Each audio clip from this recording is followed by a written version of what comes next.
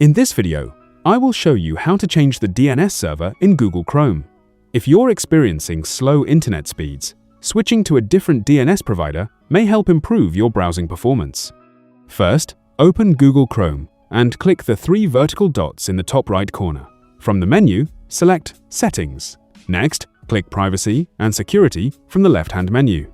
Then, scroll down and click Security. Scroll down again until you find Use Secure DNS. Make sure this option is turned on. Now, click the Select DNS Provider drop-down menu. From here, you can choose a different DNS provider.